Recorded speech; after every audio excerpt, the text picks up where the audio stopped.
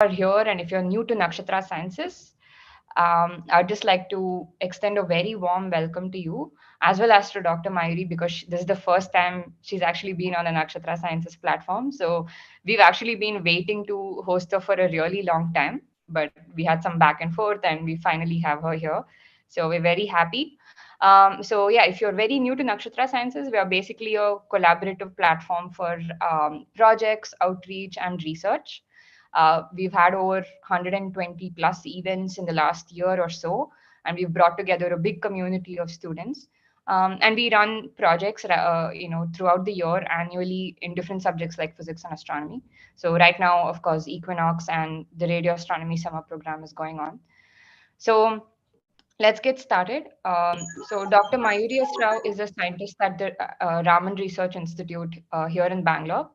In September 2017, she graduated with a PhD from the Research School of Astronomy and Astrophysics of the ANU, Australian National University. Following this, she completed her postdoctoral fellowship at Lawrence Berkeley National Lab over 2017 to 2020. She works primarily in experimental cosmology. Her current research interests are building experiments to detect signals from the epochs of recombination and reionization, foreground modeling, and subtraction for low and mid frequency radio astronomy. She's also interested in readout technologies for upcoming and future telescopes that look at the cosmic microwave background radiation. So, Dr. Mayuri, we'd like to get the session started. If you have anything to add before we get the session started about your background or how you started your journey in physics, we usually find that really helpful and inspiring. So, we welcome you to add any such details to your story as well. Thank you. Sure, perfect. Thanks, Zetara. I'll probably come to my rest of my journey towards the very end of the talk. But perhaps right now I'll just get started. So first of all, I'd like to thank and congratulate Nakshatra for putting together such a really nice venture that brings together students and gives them a platform to collaborate and work together and, also bring together people like me. So I'm really grateful for the work they're doing. And special thanks to Sitara for being very patient because I had to do a last minute cancellation last time due to some health issues. So thanks for bearing with me. Anyway, so let's get started. The title of my talk today is quite general, exploring the radio universe. I've assumed a little bit about the background that most of the people attending the talk today might have, but I'll try to keep the subject as broad as possible, but I'll also assume that you know a few things. So in case I kind of skip over anything, please feel free to ask me questions in the Q&A session, right? So you might have an image of radio astronomy in your head. And if you don't, I'll also have a quick slide touching on that. But typically, radio astronomy, you have this large dish antennas that do a certain type of kind of studies. They make images of radio objects, or they make sky maps or surveys, etc. But I work in a very different area of radio astronomy. So I could call it experimental cosmology, I could call it experimental radio astronomy. But fundamentally, what I do along with my colleagues is I build custom radio telescope to study very specific problems about the universe. Particularly, as Sitara mentioned, I work in the field that tries to study the early universe. And today I'll be focusing on two parts of the work that I do, namely how the very first atoms in the universe formed and how the very first stars and galaxies in the universe formed. So these are the research areas I'll be focusing on today. But before I get started, I'd like to acknowledge that all science, all of experimental science is definitely a team effort. And here is a picture of members of the CMB distortion lab at the Raman Research Institute. Some of them are around, some of them have moved on. We have several members, including project students coming and going. So this is a kind of a screenshot of some of the people involved in a lot of the work that I'm going to present today. Okay, so now, for a very, very, very first principles introduction, if you know nothing about radio astronomy. So typically when you think of an astronomer or conventional astronomy, you might imagine somebody gazing up at the sky, or even if they're using a telescope, you might imagine somebody looking through a telescope at a lens and looking at the sky physically using their eyes, or at the most making some images in their computer. So this is visible or optical astronomy. As the name suggests, you use visible light or optical light. But of course, the light is basically, light that we think of is basically nothing but electromagnetic radiation, and electromagnetic radiation exists in various forms. So on this top right corner, you see the electromagnetic spectrum, and the rightmost end is the highest energy or highest frequency type of radiation, such as gamma rays. But what we are going to discuss is radio astronomy, which deals with wavelengths that are much longer, or basically lower energy, lower frequency radiation, right? And if doesn't matter what the source of the radiation is, effectively we will assume that all the radiation that eventually reaches us in the form of these plain parallel waves, because everything is extremely far away compared to the wavelength at which it's emitted. So what we use fundamentally as a sensing element of this radiation is an antenna. Just like on your phone camera, you might have pixels or CCD detectors that are actually the sensors of the light.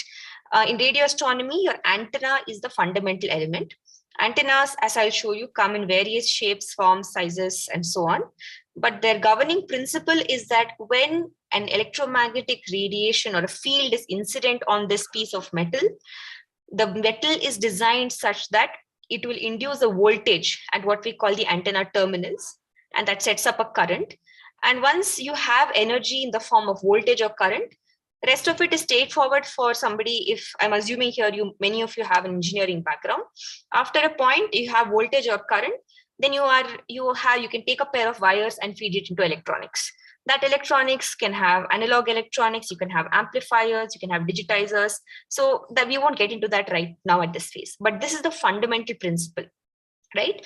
So what objects in the universe or in astrophysics emit radio wavelengths or radio frequency emission?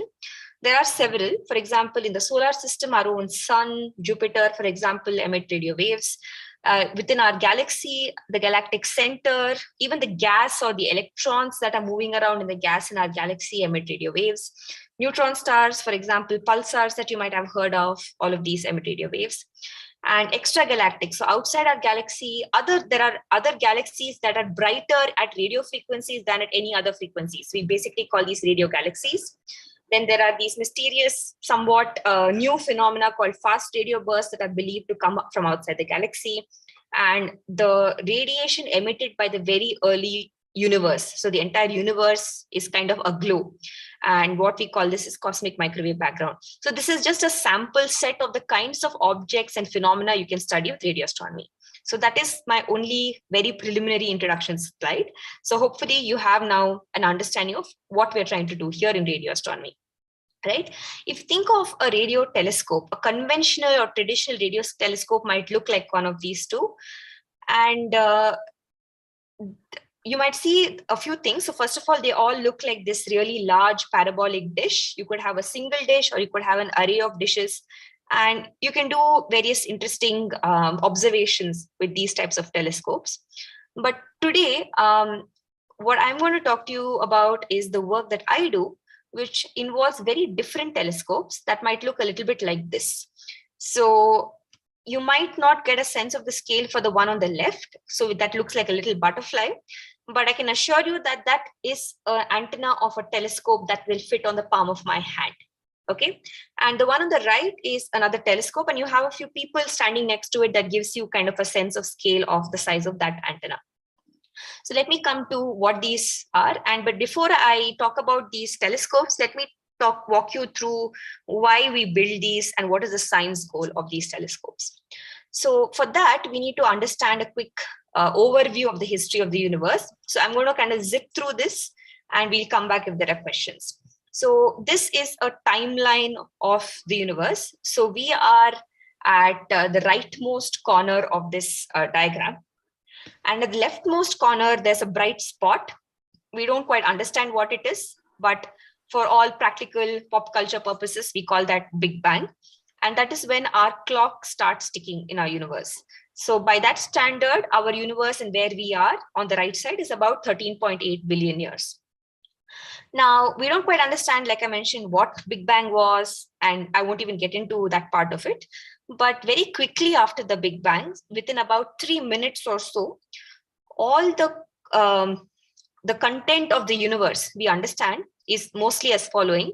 There is radiation, or the energy that was released in the violent processes from the early universe or the Big Bang, and matter that you and I see, touch, feel, and we understand as matter. So not dark matter, but normal matter. We call that baryonic matter, is in the form of protons, electrons, helium nuclei, and few other other element nuclei. So basically the universe is a plasma. It's like a bowl of soup sloshing around. There's constant exchange of energy between light particles or radiation particles and protons, electrons, and neutrons. One thing that is at the heart, or fundamentally at the heart of modern physical cosmology, is that we understand that the universe is expanding. Okay, so now if you take this kind of plasma soup and you expand it, eventually it will expand enough such that things cool down. Okay, and the proton and electrons can kind of finally combine together to form an atom. And as we know, an atom which has a proton and an electron is the hydrogen atom, and which forms the majority constituent of baryonic matter in the universe. And similarly, you also form helium atoms and few other light element atoms. So all of this kind of is mostly done. So at 3 minutes after the Big Bang, you have the universe as a plasma. And at about 300,000 years, 380,000 years or so, the first atoms have formed, and the radiation that is filling our universe is no longer kind of bouncing off of these ionized particles, and it is free to travel towards us or free to escape towards us. Okay, and this radiation today, if you look at the universe, it has it fills the entire universe, and we call this the cosmic microwave background radiation. So when it was first discovered in 1965, somewhat serendipitously, and I'd encourage you to go and read up about it. Okay.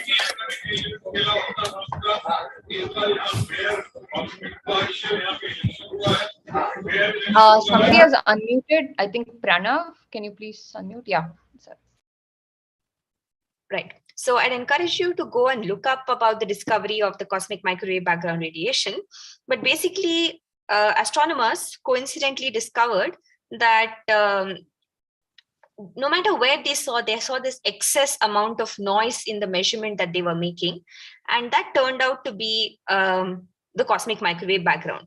So if you look at it and you don't have enough sensitivity to distinguish different parts or, at different levels, how this fluctuates, what you might see is something like this. And this is a black body. If you can think of a black body that has a spectrum which has one constant temperature, this black body has a temperature of about 3 Kelvin.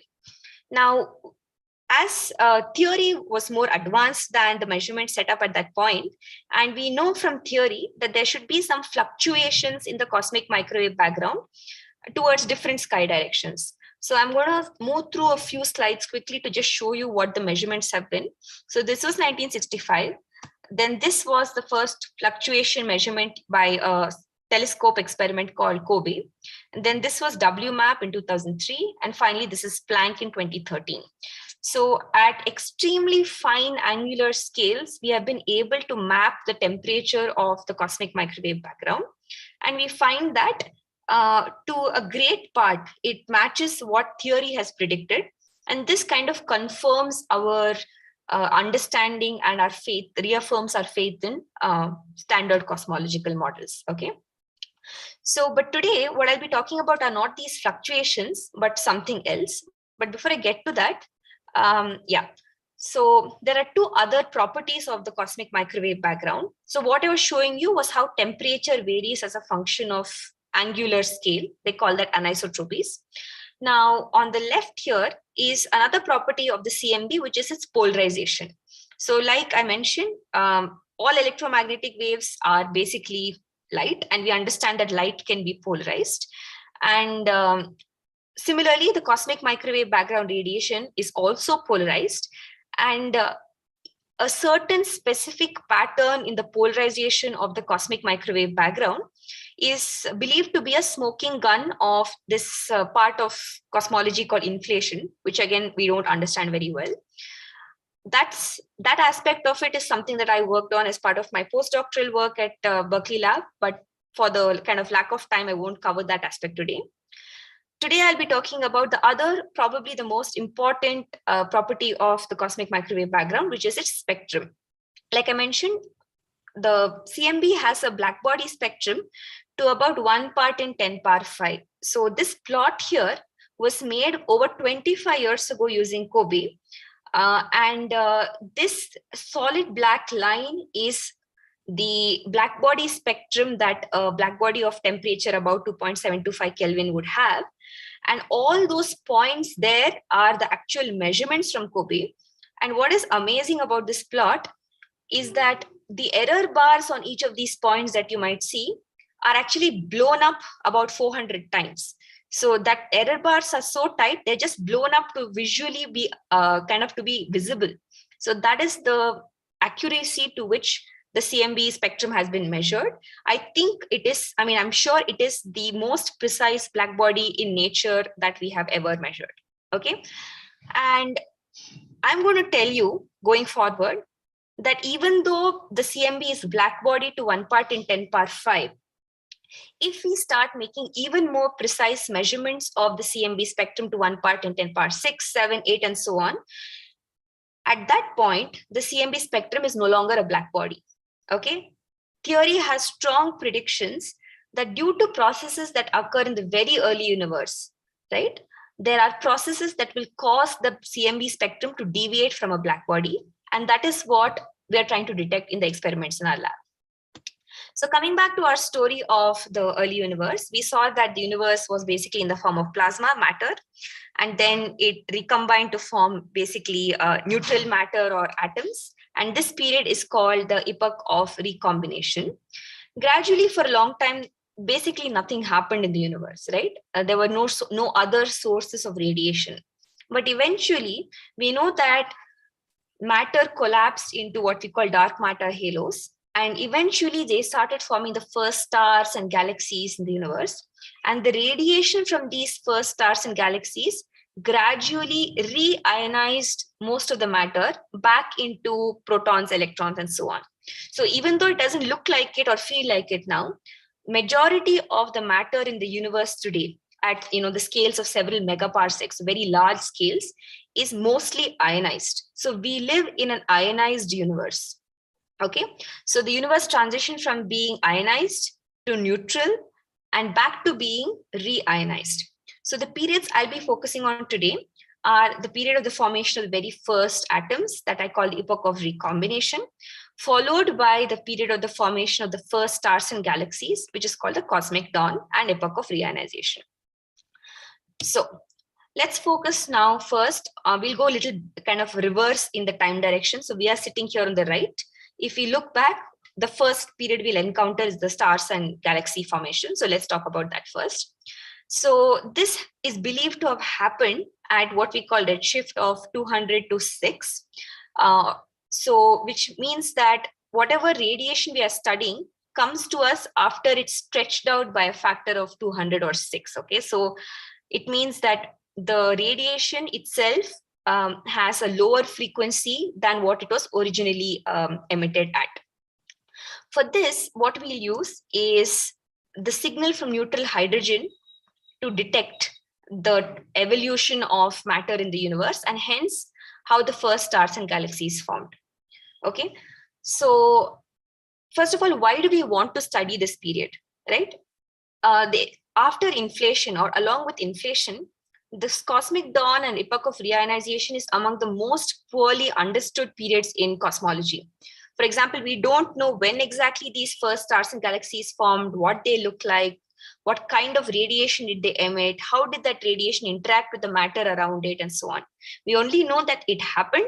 It happened at some approximate time, eventually reionized hydrogen, but that's pretty much all we know about it. Okay, so if we are able to study how the first stars and galaxies formed, it kind of will close one of those missing gaps in modern cosmology. So for this, what we will use is neutral hydrogen itself as a tracer or as a probe to study these two periods. And before that, like in case you're not familiar, so the neutral hydrogen atom emits a frequency of about 1420 megahertz due to some natural atomic processes. And this has a rest wavelength of about 21 centimeters. So if you have an atom in a lab and you wait patiently for several years, eventually it will emit an atom of 1420 megahertz or a wavelength of 21 centimeter. But because there is so much neutral hydrogen in the universe, even though the emission rate is quite low, you still have enough of this 21 centimeter signal to study the universe. Now, what we are trying to do essentially in this experiment is that we'll take this 21 centimeter signal. Of course, after it is redshifted from the cosmic dawn and epoch of reionization, the signal is no longer at 1420 megahertz, but comes down to about 40 to 200 megahertz. So that is the frequency range we're studying. But what we're doing is we're trying to study the strength of the neutral hydrogen signal in contrast to the emission from the cosmic microwave background. So if I can go back to this slide here, this part of the universe has a changing amount of neutral hydrogen because initially everything is neutral, then the first stars and galaxies form, and then they start emitting radiation and they reionize this neutral hydrogen, and gradually the amount of neutral hydrogen becomes zero. So there is an evolution in the amount of neutral hydrogen over this period. So, but behind this, there is a backlight of the cosmic microwave background radiation. So what we study is the contrast of this neutral hydrogen against the backlight of the cosmic microwave background. Okay, so that is what we're trying to study. And there are various models of this signal that one might observe. For example, here is one model that shows this contrast. So you can imagine, you can see that there is temperature on the y-axis and frequency on the x-axis, but negative temperature in like Kelvin units doesn't make any sense, right? But this is why I kind of may emphasize the point that what we're studying is not the absolute temperature, but a contrast temperature. Okay, so you can imagine that at this point, the hydrogen, the 21 centimeter signal is much weaker than the cosmic background. At this point, the temperature is much brighter and eventually it becomes zero. Okay, so this is this kind of signal one is trying to detect. So there are a few things we need to kind of look at. There are several challenges why this has not already happened. So this signal to date has not been detected. So we don't really know what happens over this period. And there are several challenges for that. I will kind of cover the astrophysical challenges in just one slide. But so here is an example. By astrophysical challenges, I mean challenges that nature has presented to us. Okay, this is not something that we have come up with because we have built a bad instrument or it's a difficult experiment, but inherently this is the challenge that nature has presented. And I can give you an example here where on the left panel you have temperature in Kelvin and frequency in megahertz, and you can see that if you basically build a radio telescope and just point it at the sky or this frequency range, if you were in the most ideal setup, you have built the most ideal instrument and you have no interference whatsoever, what you will see is this. This is mostly emission from our own galaxy because we are sitting in a bubble, which is our galaxy, and the signal we're looking for comes from outside our galaxy. So the galaxy forms a foreground to our signal. And on the right side is again, y-axis is this differential or contrast temperature in Kelvin, and on x-axis is frequency in megahertz or the same frequency range. And all of these set of lines, so these forests of lines, are just one of several models that one might expect from this period of cosmic dawn and epoch of reionization. Any one of this can be the true signal. There could be some signals not even on this chart. So we don't really know what we're trying to look for. So it's like really finding a needle in a haystack. But two things to note. between the left and right panel. First of all, the temperature scales are extremely different. Okay, the temperature of foregrounds can be hundreds, if not thousands of Kelvin, and the signal we're looking for is about tens of millikelvin or hundreds of millikelvin at most. So genuinely, it is a very weak signal that we're trying to find in a very bright foreground. But without focusing on that too much here, and I can take questions again later, I can assure you that one of the techniques that we have come up with to separate the signal from the foreground is to utilize the difference in the shape between the signal and the foreground.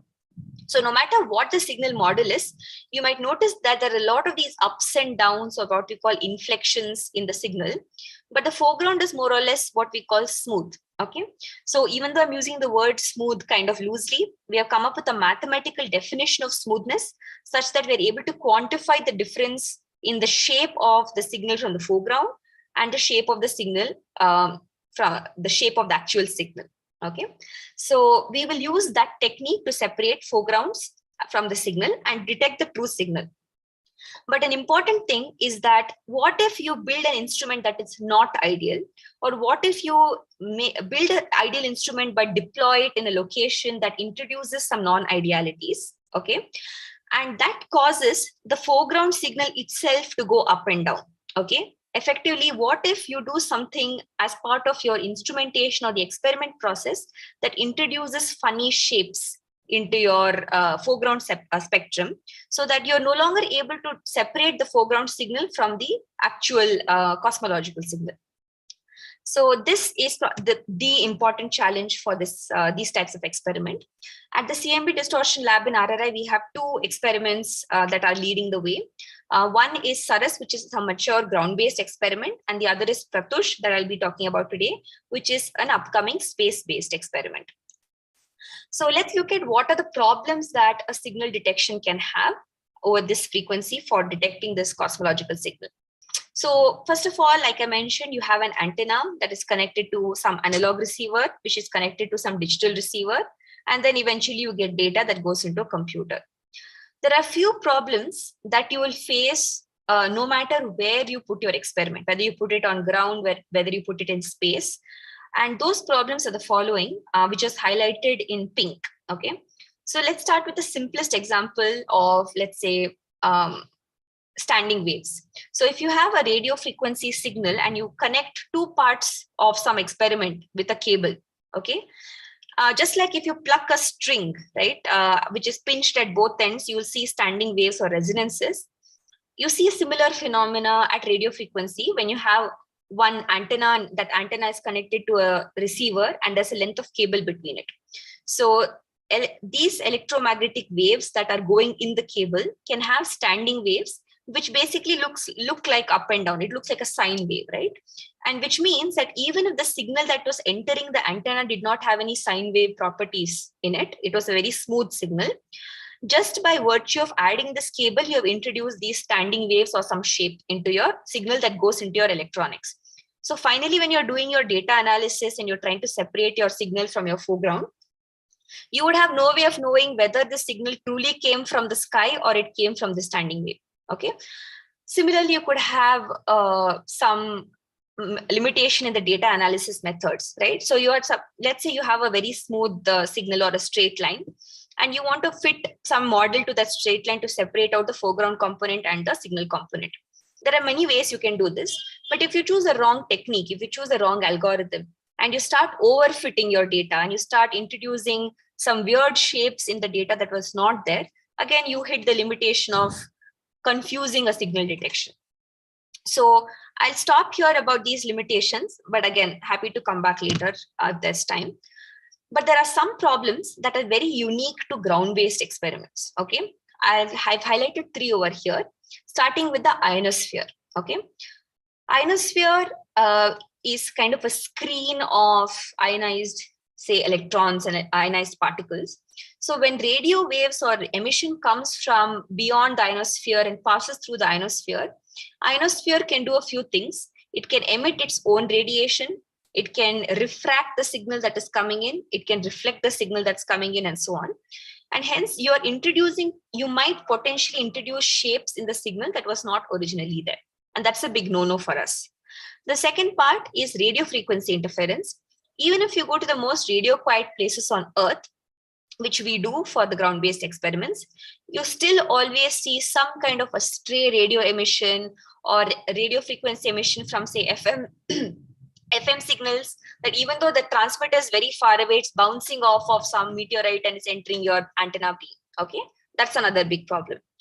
And the third challenge is that when you place an experiment and an antenna that is so sensitive that is going to detect a signal that's a 1 part in 100,000 and is looking up at the sky, invariably, the property of the terrain on which this experiment sits also affects the antenna performance. So an antenna that is so sensitive to what is in the sky also becomes sensitive to what is beneath it. So if there are rocks or pebbles or there's a bush or a tree close by, slowly your antenna starts seeing that also very quickly when you start integrating your data.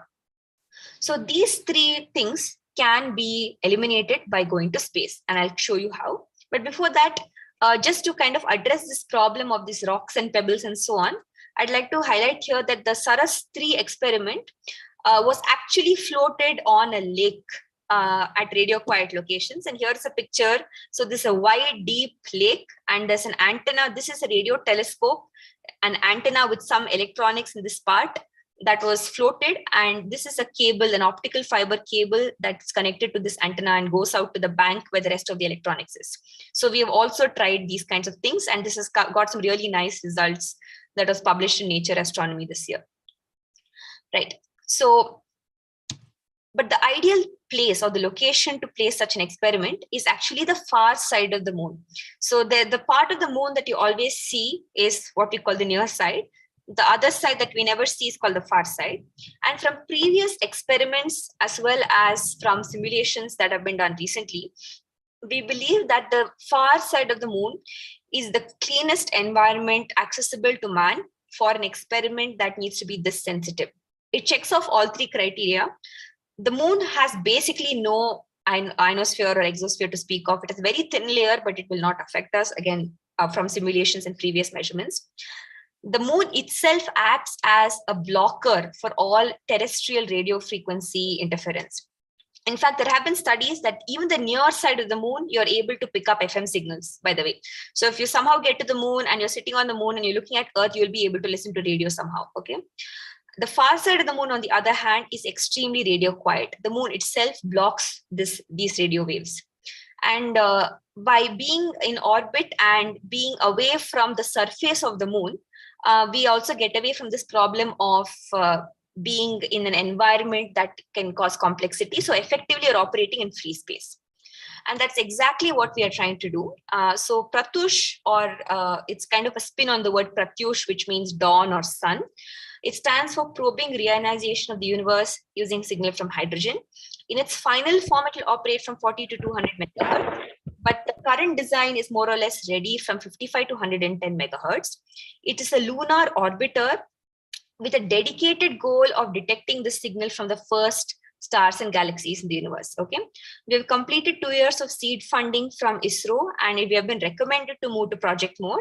So now we're writing up the necessary paperwork to officially propose a project for Pratush. Okay, and this is what Pratush will look like. This entire triangular structure with this parabolic thing beneath it is the antenna. It is a monopole antenna.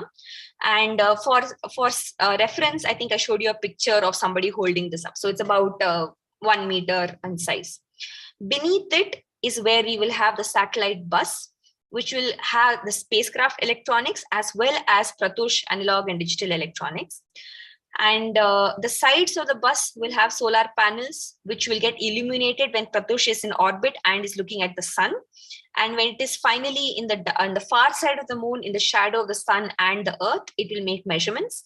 And when it is on the near side of the Earth, towards facing Earth, it will transmit data. So, and this is the current stage in which Pratush is. We are we have made a concept model with ground-based electronics. This is a concept demonstrator, and we're almost there. We have readied all the individual subsystems. So here's the analog receiver that's closed up. It's a box. Digital receiver here, and the antenna is here again for scale. That's a person. And this entire thing, will be flying as a dedicated craft without any other electronics or payloads, etc., piggybacking. This will be a dedicated satellite experiment. So there is one design problem that we are currently working on, that's as the R&D aspect, which is you can go all the way to the far side of the moon, but if your own electronics are emitting noise signals that again is getting picked up by your antenna, then there's no point in going that far, right? So we are working on what we call an EMI shielding enclosure, which will encase all the electronics, which will hopefully be lightweight and be based out of materials that is acceptable for flying in space. And we are working kind of closely. We'll be working hand in hand with ISRO to get this going. But this is the current open problem. But otherwise, the next steps are that we will propose to move to project mode, and we will be initially we'll go in phase 1, which is a low Earth orbiter, for various reasons. Starting with we will get some preliminary science results right away, because already by going above the Earth in space, we are eliminating the problems posed by the ionosphere as well as the coupling issue with the ground beneath it. We will still see RFI because you are still looking down at the Earth, and the Earth is still emitting RFI in terms of, say, FM bands, FM signals. But so an important secondary science data product, which may be of interest to even wider community, is that we will be able to make a RFI environment characterization in low Earth orbit, which is useful not just to us, but also to the various other experiments from around the world that have proposed to go to the far side of the moon. Finally, after we have done this, as well as demonstrated the concept and mitigated any early risks, then we will move to phase 2, which is a lunar orbiter that will detect the signal. Okay. So now very quickly, and I'll wrap up in about a few minutes, I'll come back to this part where we spoke about the formation of the first atoms. So we looked at now what the experiment can look like to detect a signal from the first stars and galaxies. But let's look at the atoms now. Okay. So as I mentioned, there are some processes in the early universe that can change the shape of the CMB spectrum from a black body. Okay. One of these processes is the formation of the atoms itself. So let's think of a simple example. You have an atom in the lab, for example. It's in an excited state. So there is a proton, or basically a nucleus in the center, the hydrogen atom, there's a proton. And right on top at some very excited level, there is an electron. Now, gradually the electron trickles down quantum shell by shell and eventually reaches the ground state of the hydrogen atom. So n is equal to 0. Okay. Every time the electron jumps from one higher level to a lower level shell, it emits a photon. It emits a radiation at a very specific frequency, which is basically the difference between the two shell energy levels. Now, if you have this process, but you kind of stretch it out by very, very long periods of time, as it happens in cosmology, what you would see is, instead of seeing a forest of lines, you will see these lines stretched out into basically this sine wave like signal. So this black solid line. Okay. And of course, it's not as simple as I explained it to you, but this is the overall principle. Okay. And you have this kind of Ripley signal coming not just from hydrogen, but also from helium. And because helium is can be doubly ionized, you have various feedback processes and so on. Basically, what I'm saying is that in addition to this cosmic microwave background that is a black body spectrum, sitting somewhere on that spectrum at the level of 1 part in, say, 10 power 9 is a Ripley signal that looks like this. Okay. And if I subtract away the baseline, if I take away the smooth component and look only at what the Ripley part is, over about 1 to 7 gigahertz, this is what the signal looks like. And the signal strength is about nanokelvin. Okay, so Kobe has measured to 1 part in 10 power 5, but if we are able to make a measurement of the CMB spectrum to 1 part in 10 power 9, we should be able to detect this deviation in the CMB spectrum, which is a direct measurement of the formation of the first atoms in the universe. Okay, this, unlike the cosmic dawn period, is actually a very well understood period in cosmology. So you might ask the question, why do you even want to detect the signal? You know it's there. it's the same thing as asking the question, okay, why did somebody want to go detect the Higgs boson? It should be there, right? But then you still built the LHC and you kind of did these experiments at CERN, because you have to have an experimental validation of your understanding of the universe. You don't take things for granted. Okay, so same logic applies. So even though the signal is weaker, you have the advantage that you know the signal very well. So it's a needle in a haystack, but you know what the needle looks like. In the other case, it's a needle in a haystack, but you don't know what the needle looks like. Okay, and that's where the two kind of experiments are complementary.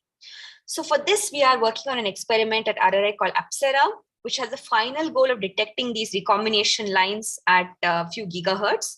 And in addition to detecting this, given that it will kind of require a large array of antennas observing for a long period of time, it will also have a lot of secondary interesting science goals, like studying the galactic radio emission over 2 to 4 gigahertz, studying recombination lines, transients, fast radio bursts, and so on.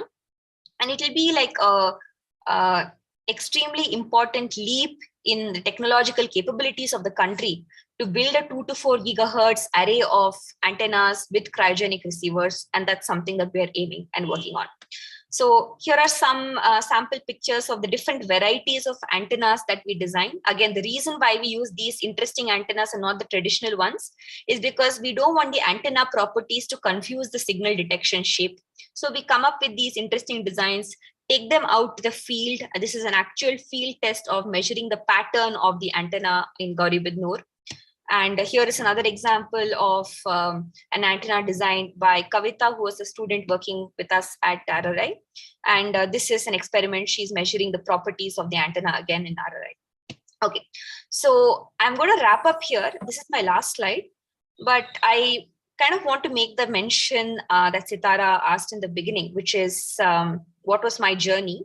I started off in engineering. I did my bachelor's in electronics and communication engineering. And I've then moved on since to radio astronomy and experimental cosmology and so on.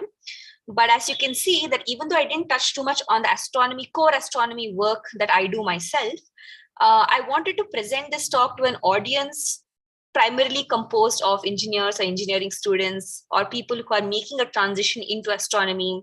And I have made that transition myself. And I can assure you that no matter what branch of engineering you're studying, there is some connection between what you have already studied or what you are studying and how that can apply to radio astronomy. I'm sure it also applies to other fields of astronomy, but I can only speak for radio astronomy.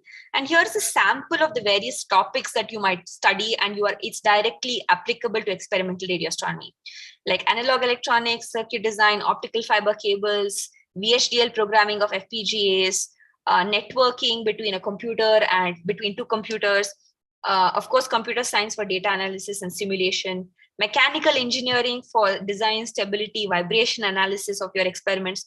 All of this ties in some way or the other to radio astronomy. So I encourage everybody who is on this platform and has an engineering background looking to make a transition to astronomy or radio astronomy to kind of keep going. And this is an asset to your skill set. So just because you don't have a physics or master's physics background and you're trying to enter astronomy does not mean that you have like an Achilles heel. This is your asset. So you should aim to capitalize on your engineering background and skills and bring that to astronomy because it is very much needed. So here's a summary, and this is my last slide. I'll leave it at that and I'll take any questions.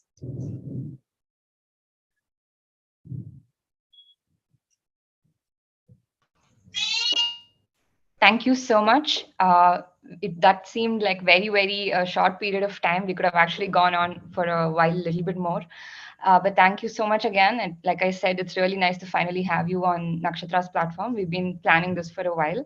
So there are quite a few questions, but I also wanted to give you a little bit of context. Some of the students here who are present in the meeting today, we will actually be visiting the Gauri Bidnoor Center pretty soon, in less than about 2 weeks.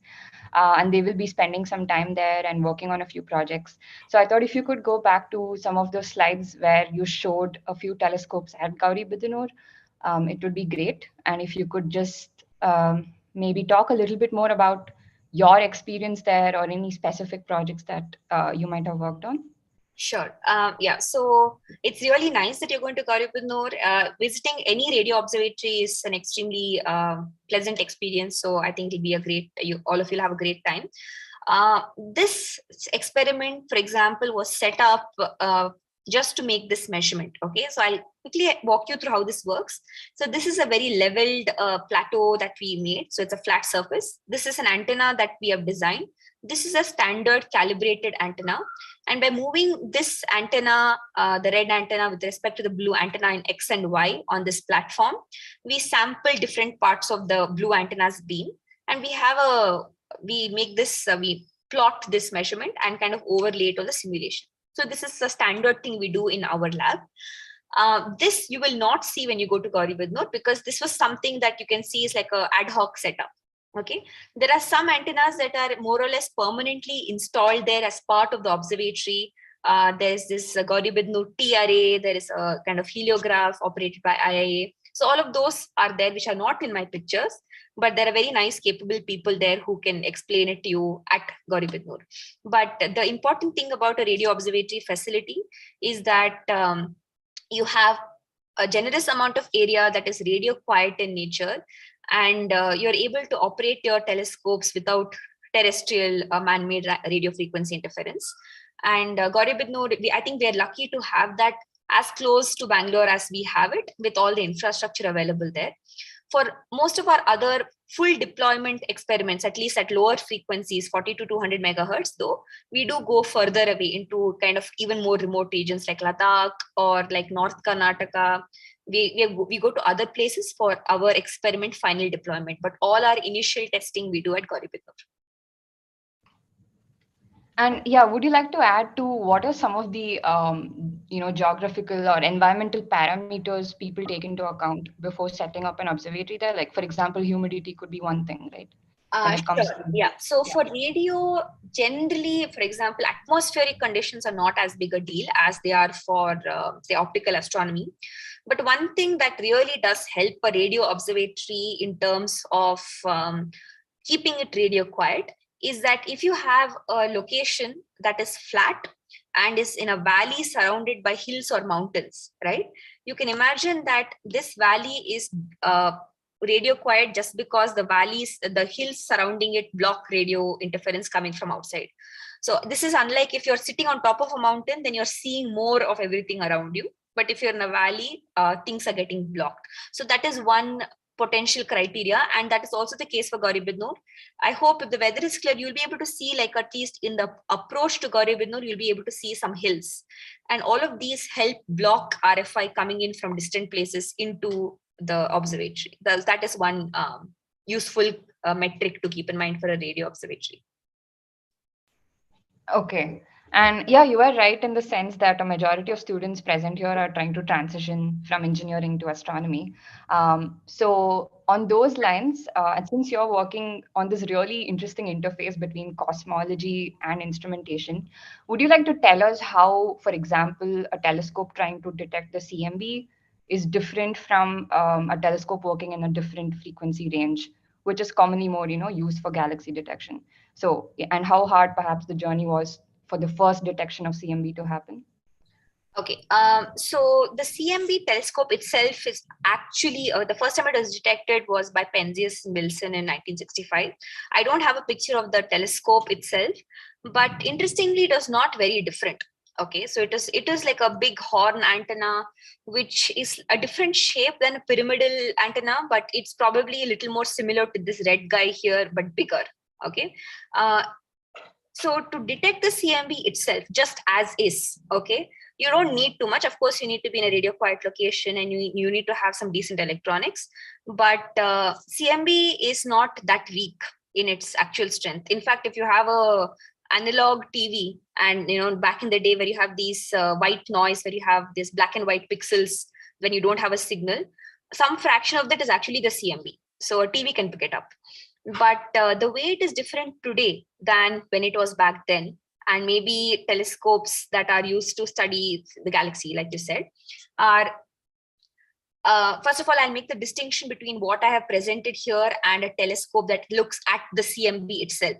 Everything we're trying to do here in our lab looks at a signal at radio frequency. But if you're trying to detect the CMB itself, the best frequency to detect that is about 100 gigahertz.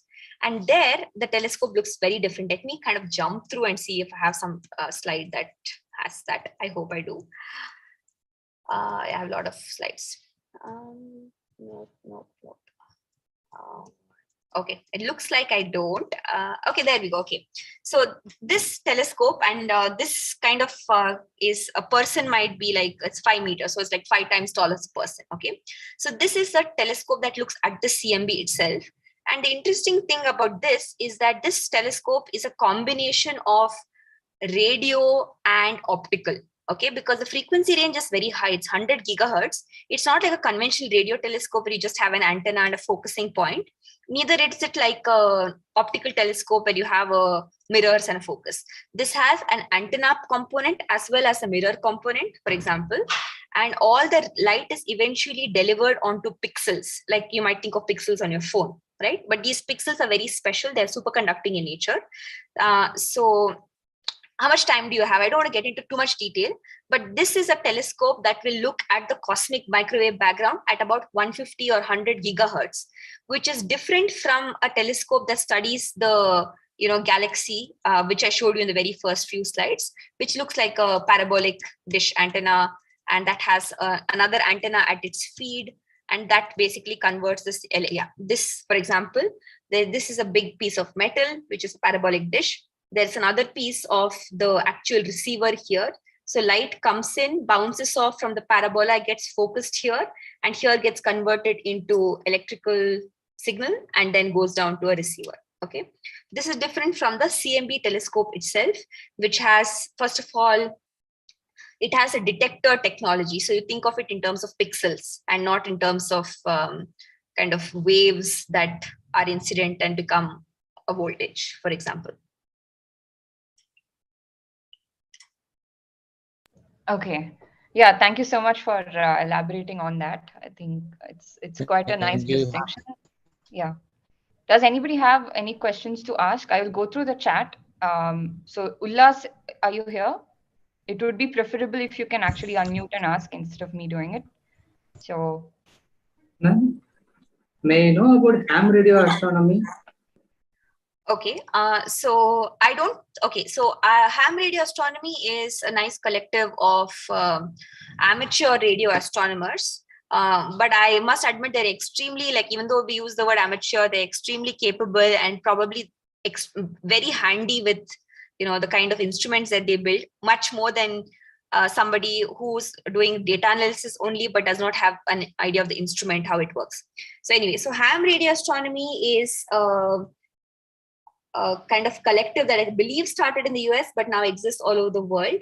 And you can take an exam to get certified as a ham radio operator. There are very specific frequency bands over which ham operators can transmit and talk and communicate. So ham is not specifically for radio astronomy as much it is to use and transmit and study signals at certain radio frequencies. I'm not quite sure what the frequencies are. They're quite low frequency experiments, but you can potentially do astronomy also, radio astronomy also with it. But yeah, the principle is being that, you use typically commercially available off the shelf, ready to use components, put things together, build your own receiver at home or with a bunch of friends and look at the sky, or use it to talk to somebody across, the continent using Morse code, for example. So there are several ham radio clubs all over the world, as well as several in India. So I think you would just have to look up whatever is the nearest local chapter. For example, Bangalore has one, and they have an exam that you can take. And if you pass the exam, you'll get a certificate, you'll get a license, and then you have permission to operate on those ham radio frequencies. Thank you, ma'am. Okay. Actually, I got license. Yeah. All right. So Ullas's question is, how do astronomers find the age of the universe? Okay, that's a great question. Let's start with something easier, which is the first thing you can look at is what I mentioned as redshift. Okay, so you have a signal that should have a certain frequency. When you measure that signal and you know it's supposed to have a certain frequency, but you are receiving it at a much lower frequency, you know it has been redshifted. Okay, redshifting could be due to various processes. The object could physically be moving somewhere from one point X to point Y, like for example, a common example we know is the Doppler effect from the train, or it could be happening because of space time itself is stretching out the frequency of the signal. Okay, and in addition to this stretching out aspect, the other way that we know that the universe is of a certain age is actually from the measurement of the cosmic microwave background itself. Okay, so there is a theoretical prediction of what these fluctuations in the CMB should look like, right? These dots, for example. And by measuring this even more precisely, you tune the various parameters in your model to match your experiments the best. And then you see this should be the age of the universe. So I can assure you that from this measurement to this measurement, our understanding of the age of the universe has changed. And the current understanding comes from this Planck telescope, which tells us that the universe is 13.8 billion years old.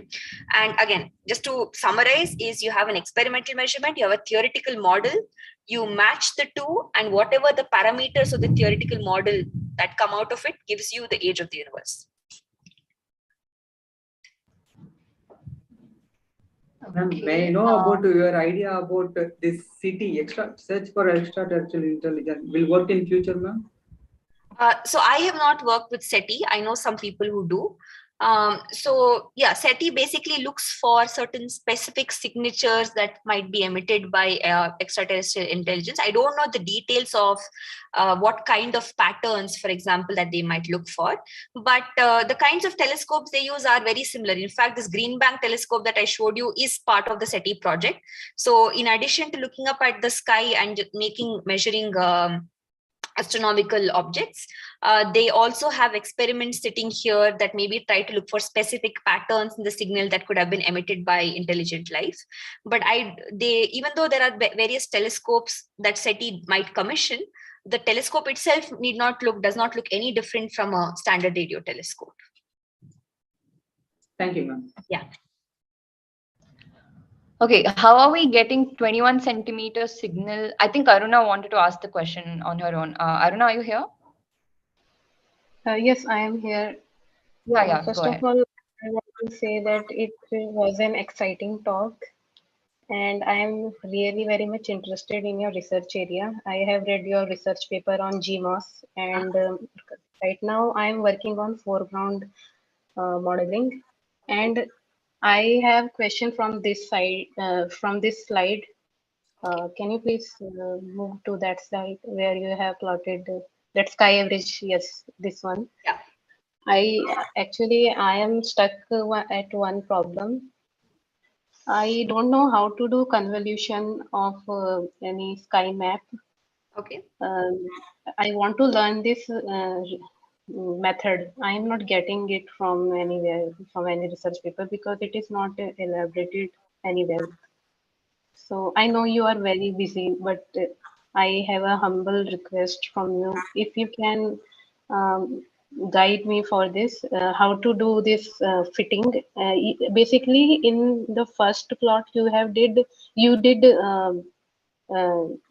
you have taken one small patch of sky, then you did sky averaging, right? Yes. I want to learn this method, how to do it. Okay, so I'll summarize here, but yeah, we can maybe take it offline later. But basically, your sky has many pixels on it. Your beam spans many pixels. Okay, Yes. the beam at every pixel has a certain weightage. Okay, because it's not a uniform beam. A beam will have a shape. So towards one direction, the beam will be stronger. Towards a different direction or a different pixel, it will be weaker.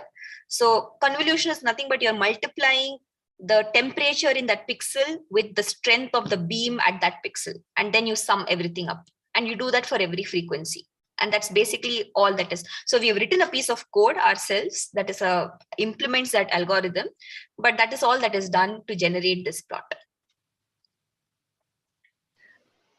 I have another question. Can we generate this type of the plot from with any kind of data, like from you have used Saras 4, Saras 3, right? And For the if beam, I want to are you asking for the edge, beam or the sky? yes, yes. Sorry, your question is not entirely clear to me. So when you say data, there are two parts of the data. One is the sky model part of the data. The other is the beam part of the data. For the sky model, I've used GMOS, which is my own model. There are also other models called GSM, for example. For the beam data, you can use whatever is the antenna beam of your choice. So for our experiment, we use Saras, but a simple experiment beam that you can use is a sine square beam, which is a theoretical antenna beam. So you can use a beam of your choice. I have problem with the how to create dipole response. So the dipole response is very standard. You'll find it in any antenna theory textbook. So if you go, there are different dipoles also. There's a half wave dipole, there's a Hertzian dipole. So depending upon the dipole you want to use, any standard antenna theory textbook will give you the beam pattern equation for an antenna beam. So for example, I think Krauss is a very good book for antenna theory. So that's maybe a good starting point to find the beam pattern of a dipole beam. Krauss, Krauss. Okay, so I think thank you. Aruna, you can maybe I'll just forward Dr. Mayuri's email ID to you, and you can maybe just get in touch if required. Is that okay? Thank you so much, ma'am. Yeah. So there is one question by Mugilan. How do we detect galaxy clustering? It would be helpful to talk about some reasons why it happens, parameters which make it happen, and what would make it possible or impossible. Sorry. Okay, sure. So we do live in a universe where there are clusters of galaxies. The most kind of, I don't have a picture for it, so I won't bother. But the most kind of standard understanding or the model of why or how galaxies cluster is that after the Big Bang and what we call as inflation, which we do not understand, we believe that over inflation, there are some of these what they call quantum fluctuations that are embedded into the space-time matrix. Okay, so this is a different way of saying that already the seeds of which parts or which pockets have higher gravity and lesser gravity are set. Okay, so which is why even these fluctuations you see in the CMB anisotropies, that you can ask the question, why do you see these fluctuations? Why are some parts hotter and colder? If you take away the parts that are affected by later stage things that happen and go back to what the universe was like early, these effectively tell you parts of the universe that have more density and less density. Okay, and hence light is bouncing off of them in different ways. Okay, so this becomes to the question, eventually when these as I explained only about the evolution of baryonic matter, but simultaneously should remember that dark matter is doing its own thing. Okay, and what primarily does is that over these regions where there is higher gravity and lesser gravity, more dark matter starts going into the higher gravity parts and lesser into the less gravity parts. So eventually there are pockets of high gravity that we call gravitational dark matter potential wells, okay, or dark matter halos. These dark matter halos are the ones into which gas or hydrogen start falling, and that starts forming stars. Okay, so if you run our universe through a simulation and you let these processes evolve naturally, you will find that naturally the universe is designed such that there are areas where there are a lot of galaxies, which is basically a galaxy cluster, separated by a mostly empty space and another galaxy cluster. And all of these are connected by very thin filaments of gas. So this is the primarily seeded, like I mentioned, by these quantum fluctuations set in the very early parts, which is why it's important to study and understand what actually happens during inflation. You can use the cosmic microwave background to study large scale structures or these galaxy clusters, like I mentioned, because one part of the light that you're seeing comes actually from the CMB part itself. So that is at the point when matter and light separate. But a lot of this light actually, even though a lot of it comes to you without any disturbance, a lot of it actually again gets bounced off or scattered off of the large scale gravitational potential wells between us and that surface of last scattering. And we people actually use that. So they study the CMB at what they call, let me try to find a very quick picture. Sorry about this. So if you take this signal from the CMB and you look at its fluctuation as a function of different pixel scales, right? We generate what is called as a power spectrum. So if you look at the power spectrum of the CMB, for example, something shown here, don't mind the units much, lower values or the lower number of L in the power spectrum are effectively larger scales. Okay, so these get seeded at the very early universe. But the higher L's, okay, or smaller resolution in space, okay, smaller degree scales like 0.1 degrees, these are actually, we are looking at the CMB photons that get scattered off of these large scale structures. So which basically means to say that you can use a very precise measurement of the CMB to even study clusters of galaxies. I hope that answers your question. That is not my area of specialization, so I can't give you too many more details about, why, how, but I hope that explains how they form and how we can use the CMB to study clusters of galaxies. Okay, thank you so much. I think that's actually a question that a couple of us had. So we can, if you have any references to share, that would also be great. Sure. Okay, there is a question here, but I'm not sure what she means by that. How can we use 21 centimeter signal as a probe for CMB? I am not sure what you mean by that. Aruna, do you want to maybe extrapolate or add to that question? Okay, yeah, Pranav, you can unmute. Okay, so this is more about how papers are accepted or published. So recently in the news, I think it's your research group. I'm not sure. So I read that like researchers from RRI have disproved that they couldn't observe any 21 centimeter wavelength from the SARAS 3 experiment. So if that is the case, then initially some researchers from Arizona State University had published a paper.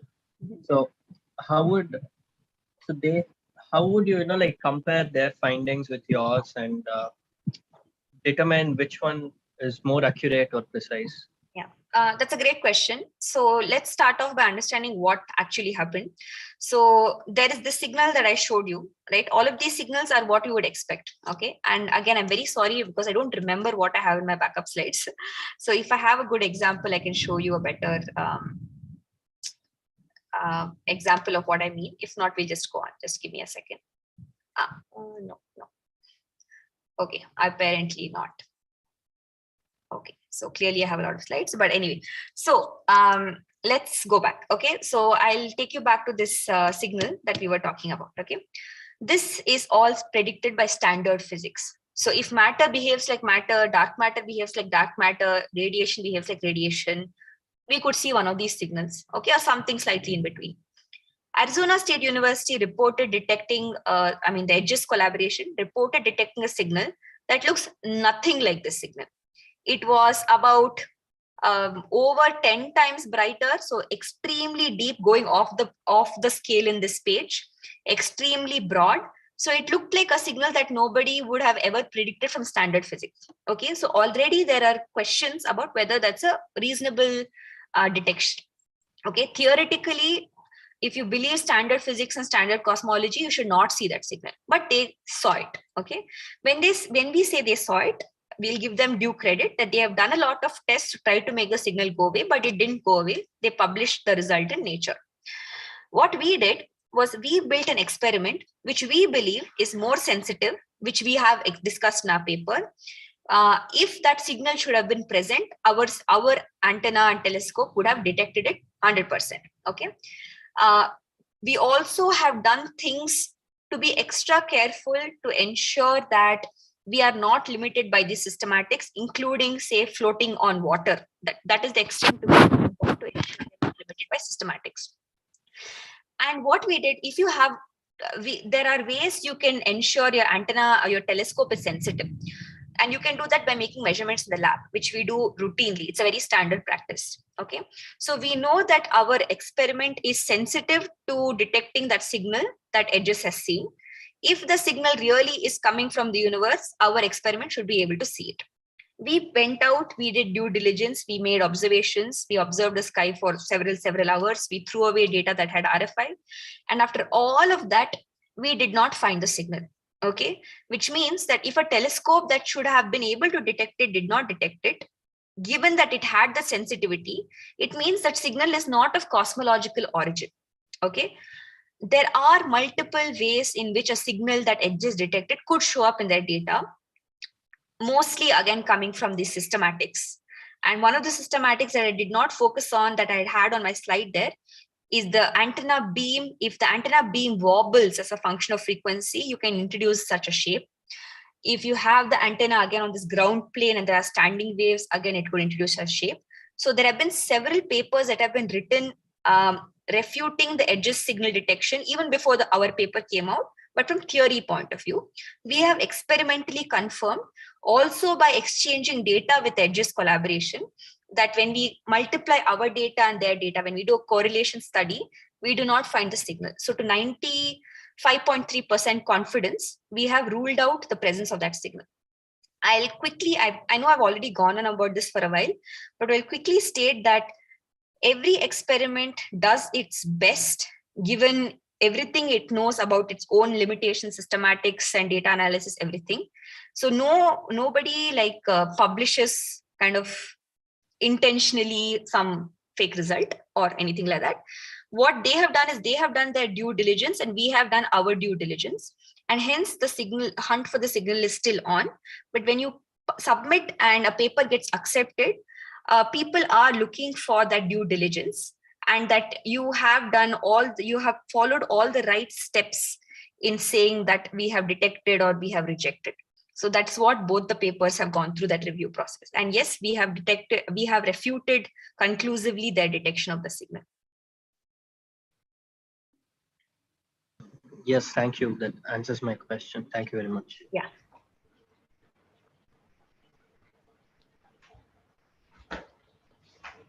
Okay, Aruna has one last question. I don't know. Okay, I'll just read it out. Can we use normalized polynomial and difference polynomial instead of traditional log-log polynomial for foreground? Okay, I think she has some really specific questions about foreground. Would it be okay if I can just forward these later? Sure. But I'll be very quick about it. Aruna, the answer is yes. You can use whatever polynomial you want, but what you do not want to do is to have a polynomial that can fit to the shape that you're trying to detect. Okay. So in addition to this maximally smooth function work that I believe you might be aware of, there is another paper that I can share the link with that explores a range of polynomials and applies it to foreground subtraction. So yes, people can use all kinds of polynomials. Yes, ma'am. I am following MaxSmooth for foreground modeling, and I am getting negative values on the y-axis. Negative values that means you might negative values are not possible, I think. No, you can. For example, if you subtract too much from the foreground, you will get negative values. So you have to subtract lesser. So you're overfitting. You might have to reduce the order of the polynomial, for example. Okay. Yeah, it can be a reason. Thank you so much, ma'am. Ma'am, can I meet you later after this meeting? Sure, we'll exchange. Anytime. Yeah, we'll anytime, whenever you will get time. Sure. I just want your 15 minutes. Sure.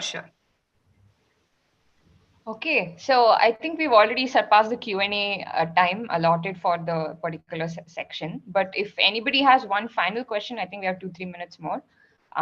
Does anyone have a question? You can unmute and ask. Otherwise, we will close for the day. Yeah, one final question. Yeah. Okay, so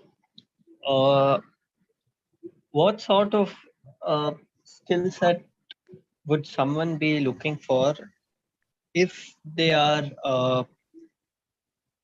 like if they're going to make instruments for uh, experimental cosmology, other than like antenna design is like a given, you have to know it for sure. Are there any other skill sets that are very important for this?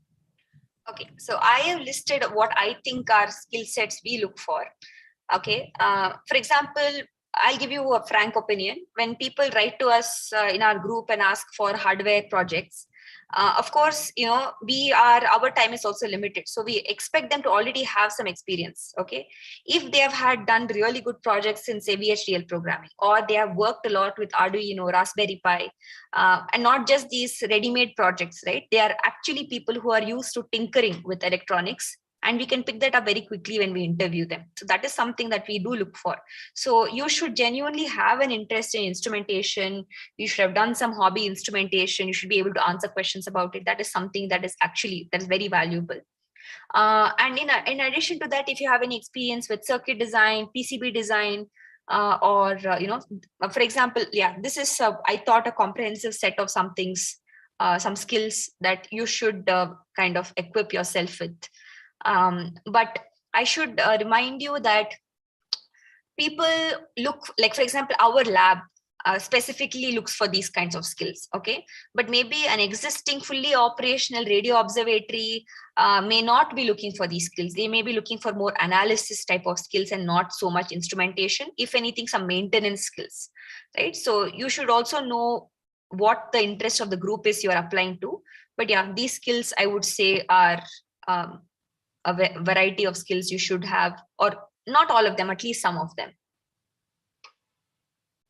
Okay, so is it okay since are you okay? So is your group actively building antennas and testing, or would you Yes. need like EMI, EMC people who are good at that, and spectrum who know how to handle spectrum, spectrum analysis and stuff, or testing antennas in an anechoic chamber and stuff like that? Yes, it's always a good skill. It depends upon the stage in which, for example, our experiment specifically might be at that point. For example, if there are there are some electronics we want to test in a few months or in a few weeks, we would actively look for somebody like that. But if we have already done it and we have no upcoming need, that also matters. But yes, that is a useful skill for radio astronomy instrumentation work. Right. Thank you very much. Yeah. Okay, so with that, I think we come to the end of the session. If others in the group still have any questions, you can actually put it on the Nakshatra discussions channel. We can reach it to Dr. Mayuri later and get back to you. So once again, thank you so much for your time. So I know you have a really busy schedule, so thank you so much. And this means a lot because we are actually in the middle of a few projects which really require us to understand the applications of radio, and we had not had any exposure to this particular topic of cosmology. So thank you so much once again, and I think we all find your research really fascinating and interesting. So thank you so much. My pleasure. Yeah. Yeah, and one final request is if you'd like to, if you think there are some references or resources which will really help people looking at radio astronomy more seriously as a career option, and people are working on pretty rigorous projects, please do share it with us so we can, put it up on our community channels. Sure, definitely. I'll share that by email later. Yeah. Sure. Thank you so much, and thank you all for joining and spending the time with us today. We'll see you in